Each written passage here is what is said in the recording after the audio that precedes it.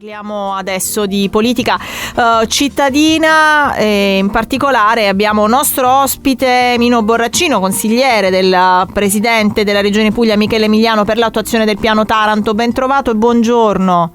Buongiorno a tutti i radioascoltatori. Dunque, oggi è in programma il Consiglio Comunale, titola Nuovo Quotidiano di Puglia, Melucci serve una maggioranza per la nomina delle commissioni. Sono giorni in cui si parla della possibilità di scioglimento di questa esperienza amministrativa di Melucci su due binari, uno quello che vedemmo già nel novembre 2021 in uno studio notarile, l'altro è quello alla luce del sole con la mozione di sfiducia. Borraccino, ci dà un po' un quadro, rispetto anche a come si sta muovendo anche quella che un tempo era la maggioranza. È davvero così? State pensando tutti di mandare a casa il sindaco?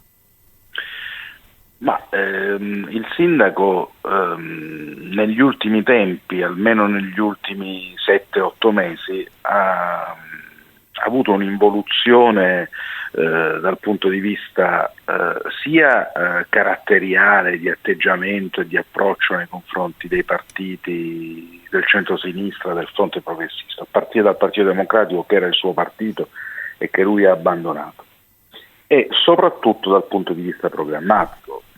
Mi spiego: ci sono cose che lui ha deciso di fare che non sono state discusse con la maggioranza e che non facevano parte soprattutto del programma elettorale col quale ci siamo presentati alle elezioni del 2022, di un anno e mezzo fa. Parliamo della realizzazione di un inceneritore, del quale non se ne è parlato.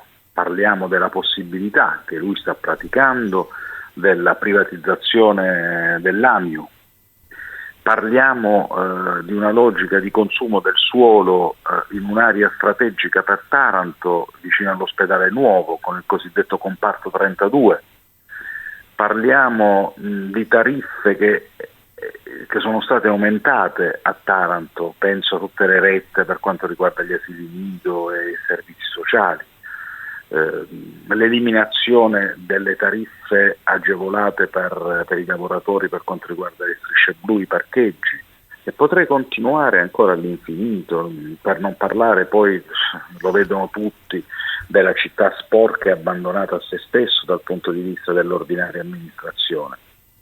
Diciamo tutte scelte che non sono state discusse con nessuno e che reiteratamente il Partito Democratico, il mio partito, ma anche il Movimento 5 Stelle, i Verdi, il movimento politico con tutte le forze del centro-sinistra, hanno più volte denunciato in queste settimane. Quindi ci state pensando, Borraccino? Noi ci stiamo pensando, sì, sì, la conferma, sì, giustamente lei mi fa la domanda, io mi sono un po' attardato a spiegarne le ragioni. Ne spiegavo le ragioni per dire che non è un'idea capziosa nata da qualche dirigente del centro-sinistra, è un'idea diffusa che, devo dire la verità, non è soltanto di molti consiglieri comunali e dei dirigenti del PD, del Movimento 5 Stelle, dei Verdi, eccetera. È un'idea che comunque attiene a tantissimi cittadini della città di Taranto.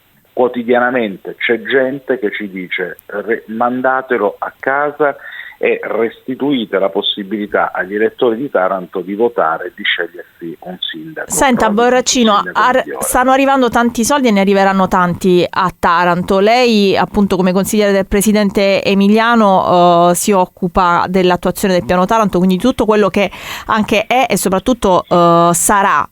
Chiudere un'esperienza amministrativa e lasciare la città in bilico in attesa di nuove elezioni non può essere controproducente? Noi stiamo lavorando per fare questo entro tempi brevi, per non lasciare un lungo commissariamento. Mi spiego meglio.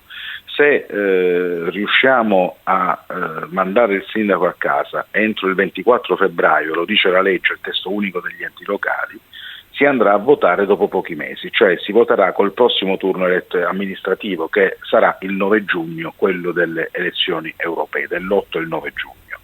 Allora, da questo punto di vista noi preferiamo un breve commissariamento rispetto ad un lungo galleggiamento amministrativo, perché lui in questo modo galleggia, ma non governa, non amministra. I migliori assessori, i Mattia Giorno, i Fabiano Marti, i Manzulli, le Francesco Avigiano, cioè gli assessori che hanno fatto la storia di questi anni, della capacità, non ci sono più.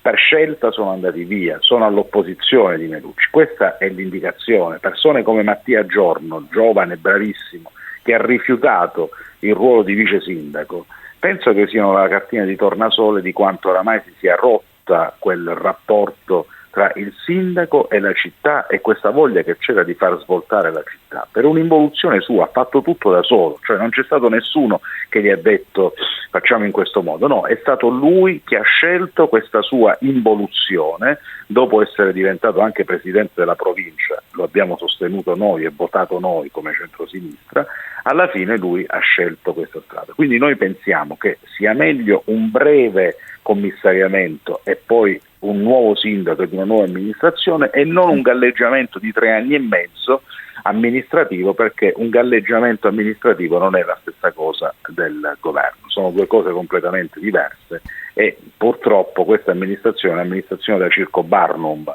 cioè stiamo vedendo una giunta e le rappresentanze delle municipalizzate sulle quali, per carità, è meglio non commentare e non parlare, con il rispetto che si deve a tutte le persone, ci mancherebbe altro, ma parliamo delle capacità politiche e amministrative, siamo davvero ad un livello rotula.